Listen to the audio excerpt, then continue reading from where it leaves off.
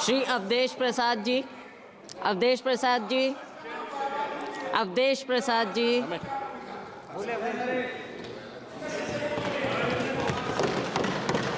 माननीय सभापति महोदया, आपके प्रति हम बहुत आभारी हैं कि आज लोकतंत्र के विशालतम मंदिर में हमें संविधान जिसका 75 वर्ष की वर्षगांठ का शानदार चर्चा आज सदन में हो रही है, उसमें बोलने का मौका दिया।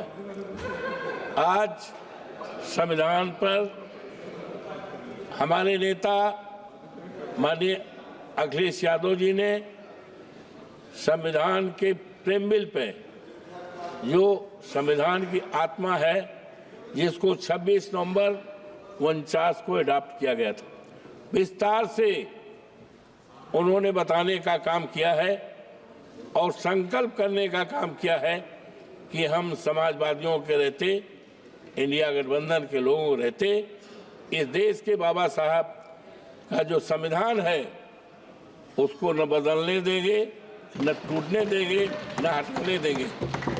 हम भारतीय संविधान लेकर देश की जनता का पैगाम, हम दिल्ली आए हैं बचाने संविधान। अनवर, बहुत सी बातें माननीय रक्षा मंत्री जी ने ओपनिंग में बहुत सी बातें कही, लेकिन आज अफसोस के साथ कहना पड़ रहा है जो हमारे संविधान के प्रीमिल में है, जिसमें है we the people of India, Hindi में है हम भारत के नागरिक।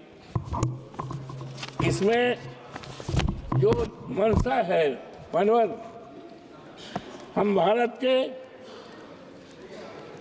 नागरिक, भारत को एक संपूर्ण प्रबुद्ध, संपन्न, समाजवादी, धर्मनिरपेक्ष, लोकतंत्रात्मक गणराज्य बनाने के लिए तथा उसके समस्त नागरिकों को मानवर समाजवादी, धर्मनिरपेक्ष हमारे प्रेमबिल में है, संविधान की आत्मा में है।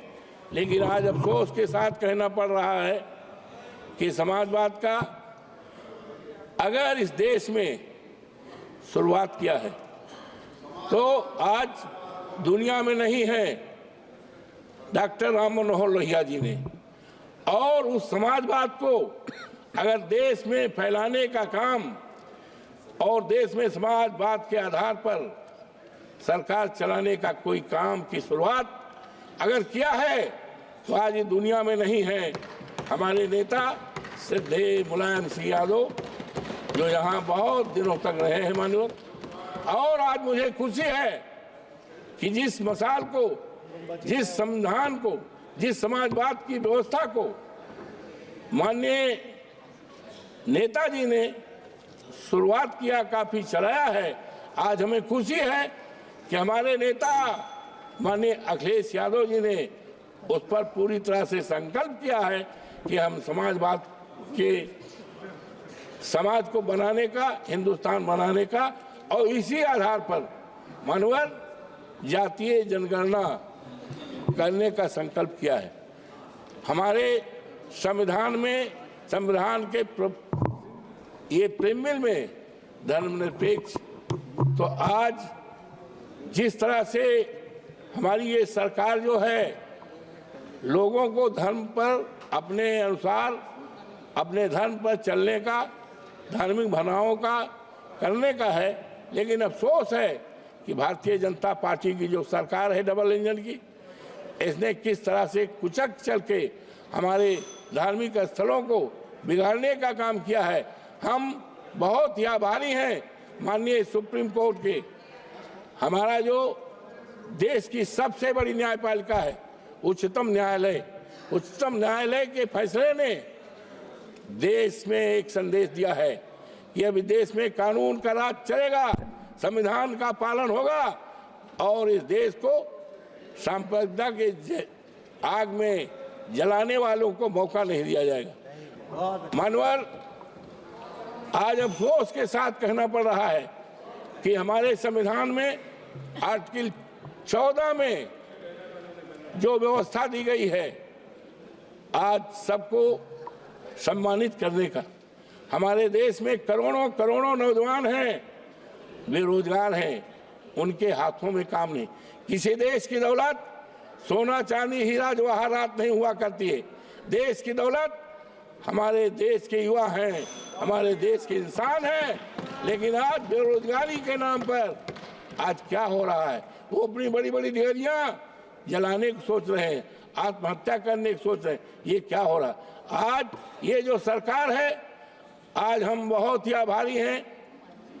अयोध्या जनपद मर्यादा पुरुषोत्तम राम की धरती है, जहाँ की मर्यादा पूरे देश दुनिया में प्रसिद्ध है। लेकिन भारतीय जनता पार्टी के सरकार में वहाँ की मर्यादा तोड़ी जा रही है।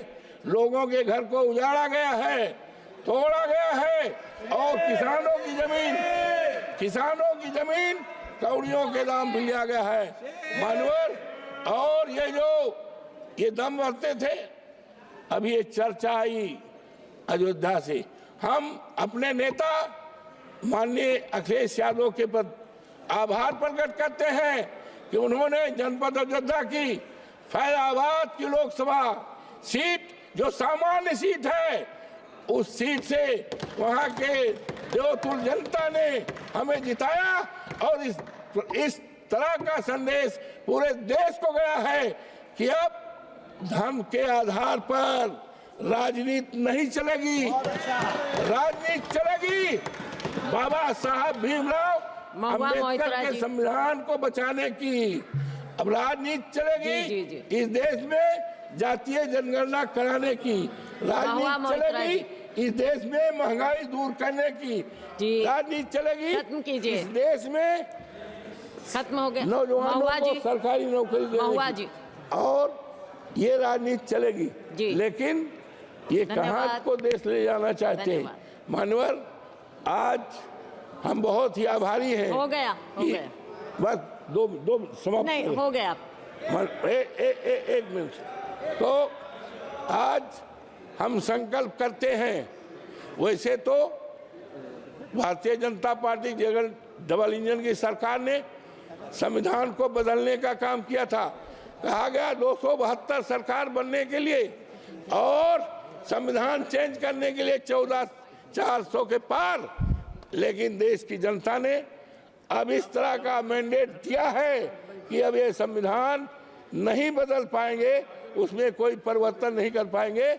और हम सभी संकल्प करते हैं बाबा साहब भीमराव अम्बेडकर के चरणों को प्रणाम करते हुए, और संकल्प करते हैं पूरे देश की सम्मानित जनता को, नागरिकों को आश्वस्त करते हैं यहाँ के कि बाबा साहब भीमराव अम्बेडकर का जो संविधान है, इस देश के दलितों के लिए, इस देश के पिछड़ों के लिए, इस देश के अल्पसंख्यकों के लिए और इस देश के तमाम कमजोर लोगों के लिए जो सम्मान दिया है, 14 अनुच्छेद 14 में उसका रहेगा। संविधान किसी कीमत पर खत्म नहीं होने पाएगा। आपको बहुत बहुत धन्यवाद। धन्यवाद। बैठिए।